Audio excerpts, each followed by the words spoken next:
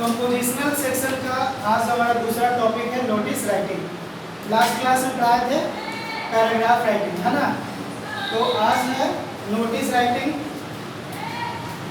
तो सबसे पहला सवाल आपसे कोई पूछ सकता है क्या, व्हाट इज अ नोटिस? ये तो सबको जानकारी रखना है ना। तो नोटिस को डिफाइन करते हैं, क्या लिखा है, ए नोटिस इज समथिंग, नोटिस कोई चीज है या होता है, दैट इन्फॉर्म्स, जो क्या करता है, जानकारी देता है। क्या करता है? जानकारी देता है, इन्फॉर्म करता है। किसको? व्यूअर को, है ना, रीडर भी लिख सकते हैं। Of latest notifications, of latest notifications, हाल ही में कोई किसी प्रकार के चेंजेस, जैसे मान लो कि आपके स्कूल के टाइमिंग में चेंजेस आते हैं तो एक नोटिस मिलता है कि नहीं। तो जो भी अपडेट आता है, जो भी लेटेस्ट नोटिफिकेशंस तैयार होते हैं, उससे आपको परिचय करवाता है ये नोटिस, है ना। और एनी अपकमिंग इवेंट्स, या फिर आने वाले, इन फ्यूचर, है ना, में इन फ्यूचर आने वाले कोई भी अपकमिंग इवेंट्स हैं उसके बारे में भी बताया जाता है। ठीक है, ये जानकारी आपको कैसे मिलता है? Notice, with the help of a notice. ठीक है, इट परफॉर्म्स द फंक्शन, ये नोटिस है, ये एक परफॉर्म करता है कोई काम, एक ऐसा काम, किस प्रकार का फंक्शन को परफॉर्म करता है? Of imparting useful information. Imparting का मतलब क्या हुआ बाबू? इम्पार्ट करने का मतलब होता है शेयर करना का, समझते हो ना, कि ट्रांसफर करना। समझ में आया? तो इट परफॉर्म्स, इट किसके लिए आए हैं? नोटिस के लिए आए हैं। किसके लिए आए हैं? तो नोटिस परफॉर्म करता है एक फंक्शन, किस चीज का? इम्पार्ट करने का, शेयर करने का, ट्रांसफर करने का, है ना, किसी जगह पहुंचाने का। किस चीज को पहुंचाने का काम करता है?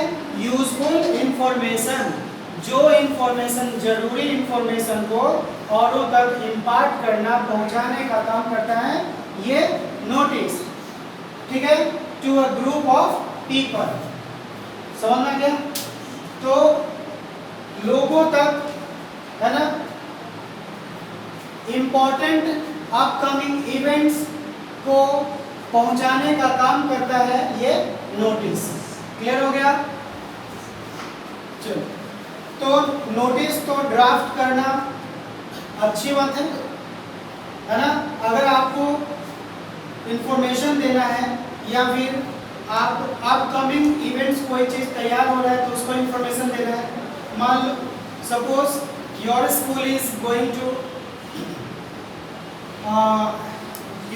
Going to hold annual function, है ना। ठीक है, तो क्या करेंगे? The school will inform you, है ना, योर पेरेंट्स, ठीक है, with the help of a notice.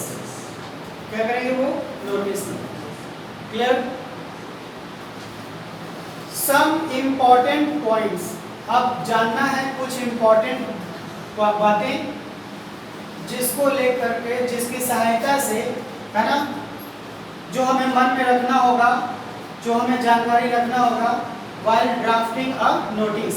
अगर हम कोई नोटिस ड्राफ्ट करते हैं, तैयार करते हैं, तो कौन कौन सी जानकारियां हमें अपने पास रखना होगा। ठीक है, तो कुछ पॉइंट्स हैं, कुछ इंपॉर्टेंट पॉइंट्स हैं, मैं वन बाय वन सबको डील करता हूँ। ठीक है ना, एक्सप्लेन करता हूँ, आप लोग समझिएगा। इन नोटिस का डेफिनेशन क्लियर हो गया? नोटिस का फंक्शन क्या है ये क्लियर हो गया? ठीक है, अब देखिए, नोटिस ड्राफ्ट करने के लिए, नोटिस तैयार करने के लिए कुछ इंपॉर्टेंट पॉइंट्स दिखाए गए हैं, आपको देख सकते हैं आप, है ना। तो पहला पॉइंट क्या है? नोटिसेस, यहाँ ए नोटिस नहीं है, यहाँ है नोटिसेस। इसका मतलब जितने भी नोटिसेस हैं सबके सब में होते हैं कंसाइज एंड प्रिसाइज इंफॉर्मेशन, यानी कि पूरा डिटेल्स में नहीं, ठीक है ना, पूरा डिटेल्स में नहीं होता है, बहुत कम ही शब्दों में वो सारे डिटेल्स को क्या किया जाता है, एक्सप्रेस किया जाता है ना, इम्पार्ट किया जाता है। बहुत बड़ी जानकारी को छोटे फॉर्म में कम शब्दों में इम्पार्ट कर दिया जाता है लोगों तक, ठीक है। ये नोटिस ऐसे इंफॉर्मेशन रखते हैं। नोटिस में कैसा इंफॉर्मेशन, जितने भी नोटिसेस हैं कैसे इंफॉर्मेशन रखते हैं कि बहुत बड़ी जानकारी को बहुत कम शब्दों में क्या कर देते हैं, इम्पार्ट कर देते हैं, लोगों तक पहुंचा देते हैं वो जानकारी को, उस इंफॉर्मेशन को। प्रिसाइज इंफॉर्मेशन मतलब छोटे रूप में जानकारी पहुंचाते हैं। समझ में आ गया? फर्स्ट पॉइंट क्लियर है? ठीक है। यानी कि नोटिस को आपको बहुत बड़ा करने की जरूरत नहीं है, स्टोरी जैसा करने की जरूरत नहीं है, एक बहुत बड़ा पैराग्राफ की तरह करने की जरूरत नहीं है।